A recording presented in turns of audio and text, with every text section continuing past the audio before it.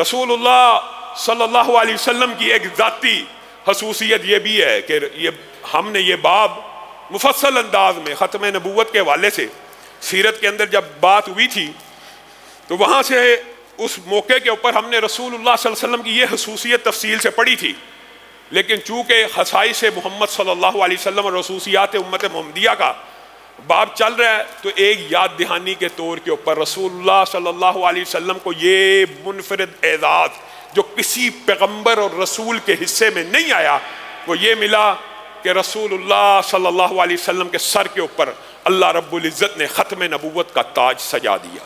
نبوت ختم، یہ بہت بڑا اعزاز ہے۔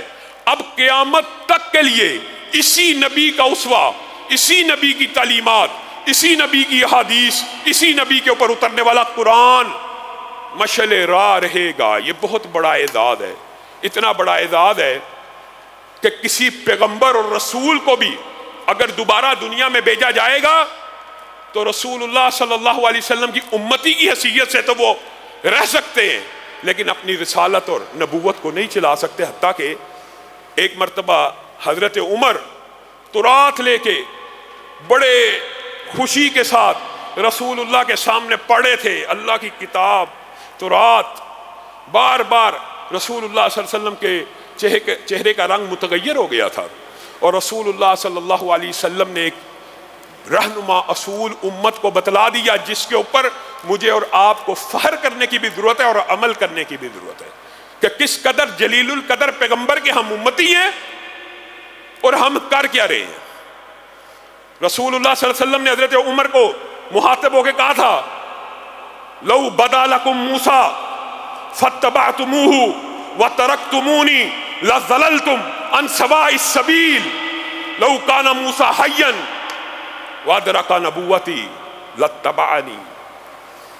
اگر میرے ہوتے ہوئے اے عمر تم موسیٰ کی پیروی کرنا شروع کر دو اور مجھے چھوڑ دو تو اللہ کی قسم تم راہ راست سے گمراہ ہو گئے، ہٹ گئے۔ موسیٰ کی پیروی بھی کر لو میرے ہوتے ہوئے اور مجھے چھوڑ کر موسیٰ کی اتباع کرنا شروع کر دو تو تم راہ راست سے ہٹ گئے ہو۔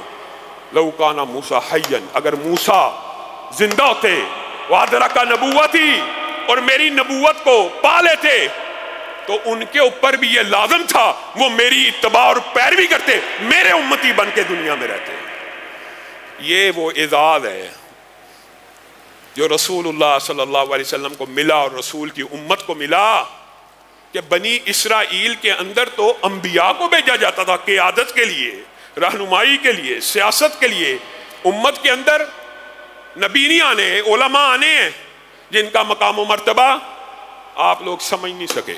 آپ نے مصلی کے امام کو ریاست سے دور کر کے ریاست کا بیڑا غرق کر دیا۔ آج جتنی یہ مشکلات ہیں، مصیبتیں ہیں، ان میں ایک وجہ یہ بھی ہے۔ اور میرے بھائیوں، رسول اللہ صلی اللہ علیہ وسلم کے امتی ہونے کا فخر بھی ہے، ہونا بھی چاہیے، یہ اعزاز ہے۔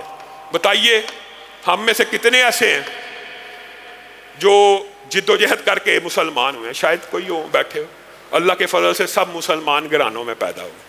یہ اللہ کا انعام نہیں ہے کہ اللہ نے بن مانگے نبی کا امتی بنا دیا، بن مانگے اسلام کی طرف رہنمائی کر دی، بن مانگے اسلام کی روشنی سے دلوں کو منور کر دیا، بن مانگے۔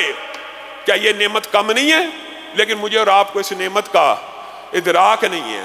اب اللہ نے اگر بن مانگے اسلام کی نعمت دی ہے تو اللہ سے اب مانگ کے جنت بھی حاصل کر لو، اللہ سے مانگ کر آخرت کے مقامات کو، درجات کو بھی حاصل کر لو، اللہ سے مانگ کے صراط مستقیم بھی حاصل کر لو۔ یہ امت محمدیہ کی خصوصیت ہے۔ رسول اللہ صلی اللہ علیہ وسلم نے کہا تھا قیامت کے دن کتنی عظیم پیشین گوئی ہے، قیامت کے دن انسانوں کی 120 صفیں ہوں گی، پوری انسانوں کی 120 صفیں ہوں گی۔ سبحان اللہ۔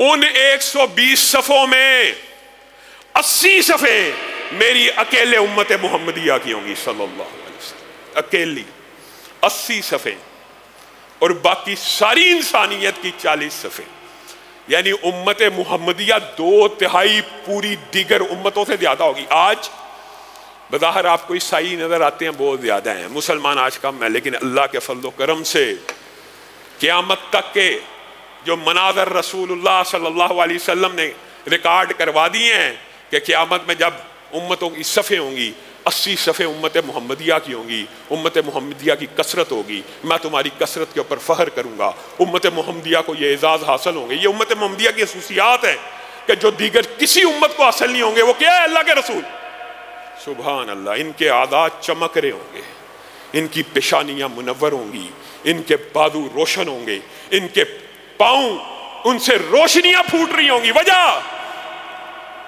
یہ گرمی میں، یہ سردی میں، یہ تاریکی میں، یہ اجالے میں، یہ دوپہر میں، یہ شام میں اپنے رسول کی ہدایت کے اوپر عمل کرتے ہوئے اپنے جسم کو وضو سے منور کرتے ہیں۔ یہ امت محمدیہ کی خصوصیات ہیں جس کو ہم نے چھوٹا سمجھا۔ اکیلا وضو جس کو ہم کچھ نہیں سمجھتے۔ جب انسان سنت کے مطابق کر کے فارغ ہوتا ہے تو سر سے لے کے پاؤں تک ہر گناہ معاف ہو چکا ہوتا ہے۔ ہمیں پتہ ہی نہیں۔ ہمیں امت محمدیہ میں ہونے کا جو اعزاز خود بخود مل گیا، ہم اس نعمت کو فراموش کر چکے ہیں، ہمیں اس کا ادراک اور شعور نہیں ہے۔ رسول اللہ صلی اللہ علیہ وسلم نے کہا امت آخر میں آئی، ایک اور اعزاز قیامت کے دن ملے گا۔ میرے بھائیو، یہ جو اعزازات ہیں، جب انسان، میں اور آپ اس جگہ پہ چلے جائیں گے تو یہ اسی طرح کی زندگی ہے، بلکہ اس سے بھی زیادہ شعور اور عقل کی زندگی ہوگی جس طرح آج ہم بیٹھے۔ اب بتائیں وہاں پہ بیٹھے ہوئے 1000 برس کھڑا ہونا پڑے، چاہے سکون میں ہو چاہے اطمینان سے ہو، تھوڑی مدت ہے۔ رسول اللہ صلی اللہ علیہ وسلم نے کہا امت محمدیہ کی خصوصیت ایک یہ ہوگی کہ آئی سب سے آخر میں ہے، لیکن اللہ تعالیٰ آسانی کرتے ہوئے حساب سب سے پہلے لے لے گا۔ دیگر امتیں دیکھ رہی ہوں گی، امت محمدیہ کا حساب پہلے شروع ہوگا، پہلے جنت میں داخل ہو رہے ہوں گے، ان کو اتنی دیر کھڑا نہیں ہونا پڑے گا۔ وہ الگ بات ہے، تعداد کے اعتبار سے سینکڑوں برس بھی بیت سکتے ہیں حساب کتاب سے، لیکن حساب کتاب میں بھی افضلیت اگر ملے گی تو امت محمدیہ کو ملے گی۔ لیکن یہاں پہ بھی ایک ڈرنے کا مقام ہے۔ حساب کتاب کی ابتدا اگر امت محمدیہ سے ہو رہی ہے تو اللہ تعالی ہم سب کو محفوظ رکھے۔ جہنم میں جانے کی ابتدا بھی ظاہر ہے، جس کا حساب پہلے ہو رہا ہے، اسی میں سے کچھ نے جہنم میں جانا ہے، اسی میں سے کچھ نے جنت میں جانا ہے۔ تو جہنم میں جانے کی ابتدا اور افتتاح بھی اسی امت محمدیہ کے ان 3 بدبختوں سے ہوگی جن کے اعمال ریاکاری سے آلودہ ہوں گے، جہنم میں ڈال دیا جائے گا۔ یہ پہلی امت ہوگی جس کے لیے جنت کے دروازے کھلیں گے۔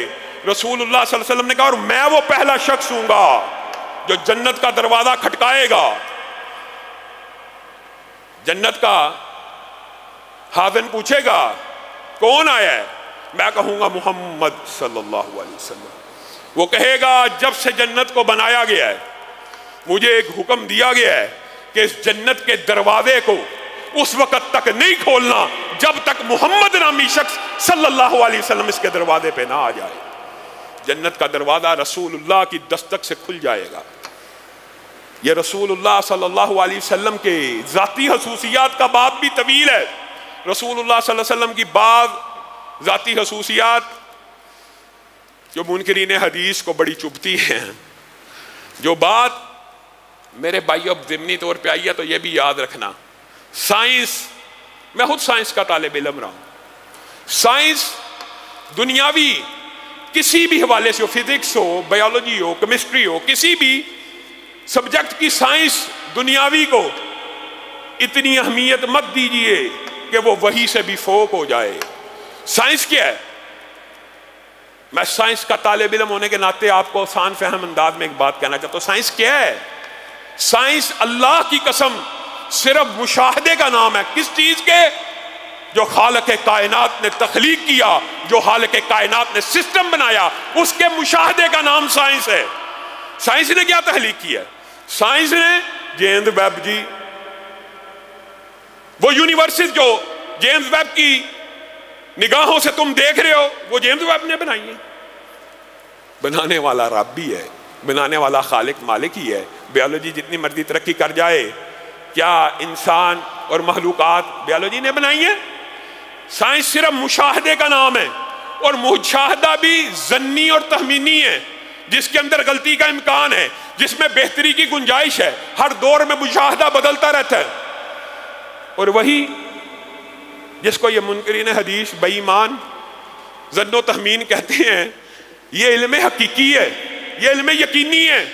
سائنس کا مشاہدہ غلط ہو سکتا ہے، اور سائنس صرف مشاہدے کا نام ہے، صرف مشاہدے کا نام ہے، صرف سسٹمز کو سمجھنے کا نام ہے، اور سسٹم کی تخلیق کس نے کی ہوتی ہے؟ رب نے۔ صرف مخلوق کو سمجھنے کا نام ہے، اور مخلوق کی تخلیق کس نے کی ہوتی ہے؟ رب نے۔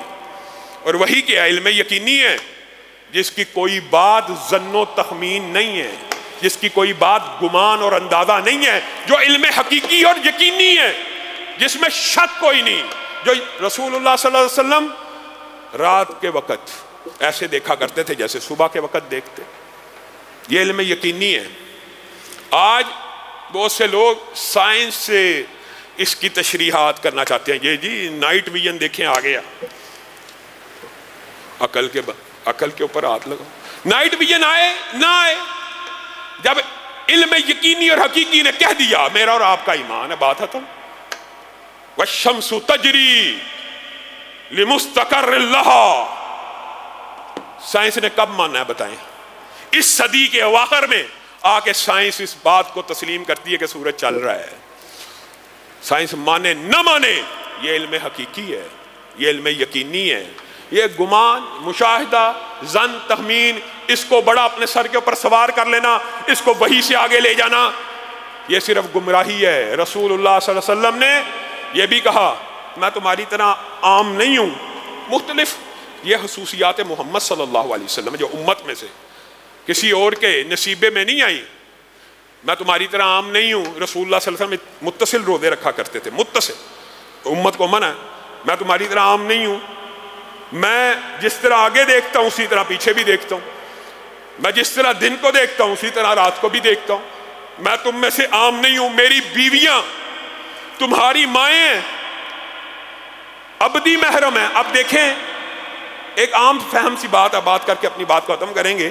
رسول اللہ صلی اللہ علیہ وسلم کی جو بیوی ہیں وہ امت کی مائیں ہیں، ان کے ساتھ نکاح حرام ہے، جس کے ساتھ نکاح حرام ہو اس کے ساتھ پردہ ہوتا ہے؟ نہیں نہ ہوتا۔ یہ خصوصیات محمد صلی اللہ علیہ وسلم میں ایسے ہے کہ مائیں بھی ہیں، ابدی محارم بھی ہیں، ان کی بیویوں کے ساتھ نکاح بھی کسی کا نہیں ہو سکتا، پھر بھی اللہ تعالیٰ نے ان کو پردہ کرنے کا حکم دیا ہے، پھر بھی اللہ نے ان کو پردہ کرنے کا حکم دیا ہے۔ یہاں پہ